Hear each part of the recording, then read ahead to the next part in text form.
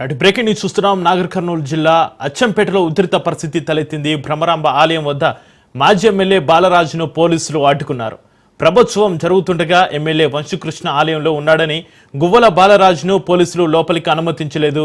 దీంతో పోలీసులకు గువ్వల బాలరాజుకు మధ్య వాగ్వాదం జరిగింది. గతంలో ఇద్దరి మధ్య ఘర్షణలు, దాడులు జరిగిన నేపథ్యంలోనే లోపలికి అనుమతించలేదని పోలీసులు తెలిపారు.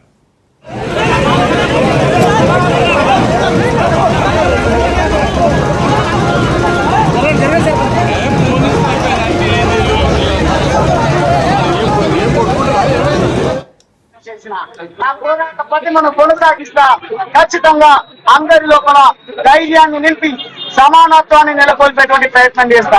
మరి ముఖ్యంగా మల్కపల్లికి సంబంధించినటువంటి గోపాల్ రెడ్డి అని కాంగ్రెస్ పార్టీ నాయకుడు నువ్వెందుకు మాదిగోడివి, ఇక్కడికి రావడానికి వీలు లేదు అని నా దగ్గరకు వచ్చి నన్ను మాట్లాడినంటే ఇక్కడ మాదిగా అనే ఒక ఆనవాయితీని కూడా తీసుకొస్తున్నట్టుగా చాలా స్పష్టమైతే అర్థమవుతా ఉంది. నేను ఒక మాదిగ సామాజిక వర్గానికి సంబంధించినటువంటి వాడినైనా వాళ్ళ మాదిగలను సమానంగా నేను రాజకీయ అవకాశాలు ఇచ్చిన, గౌరవం ఇచ్చిన. నాగర్ కర్నూలు జిల్లా అచ్చంపేటలో ఉధృత పరిస్థితికి సంబంధించి మరింత సమాచారాన్ని మా ప్రతినిధి సాగర్ ఫోన్లో అందిస్తారు. సాగర్, భ్రమరాంబ ఆలయం వద్ద మాజీ ఎమ్మెల్యే బాలరాజును పోలీసులు అడ్డుకున్నారు. దీనికి సంబంధించి మీ దగ్గర ఉన్న డీటెయిల్స్ ఏంటి?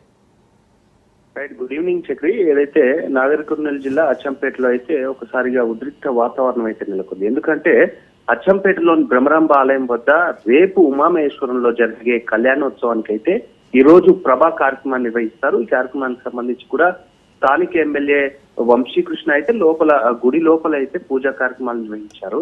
దీనికి సంబంధించి అప్పుడే అక్కడికి చేరుకున్న మాజీ ఎమ్మెల్యే గువ్వల బాలరాజు అయితే అదే సమయానికి గుడి లోపల వెళ్ళడానికి ట్రై చేశారు. దీనికి సంబంధించి పోలీసులు కూడా గువ్వల బాలరాజును ఇప్పుడే వెళ్ళవద్దు, ప్రభా కార్యక్రమం అయిపోయిన తర్వాత వెళ్ళాలి, అందుకని లాండ్ ఆర్డర్ సమస్యలు వస్తాయంటూ కూడా పోలీసులు ఆయనకు చెప్పినప్పటికీ కూడా ఆయన వినకుండా ఒకసారిగా కూడా లోపలికి వెళ్ళిన పరిస్థితి కనిపించింది. ఒకసారిగా దీంతో అక్కడున్న పోలీసులకు మాజీ ఎమ్మెల్యే గువ్వల బాలరాజ్ తర్వాత అక్కడున్న అనుచర గణంకు అంతా కూడా ఒకసారిగా కూడా ఉద్రిక్త వాతావరణం అయితే నెలకొంది. ఇద్దరికి తోపులాట, పోలీసులు అటు బీఆర్ఎస్ కార్యకర్తలకు మధ్య తోపులాట జరిగింది. అయినా కూడా ఎట్టకేలకు కూడా బాలరాజ్ అయితే పోలీసులను తోచుకుంటూ లోపలికి వెళ్ళిన పరిస్థితి కనిపించింది.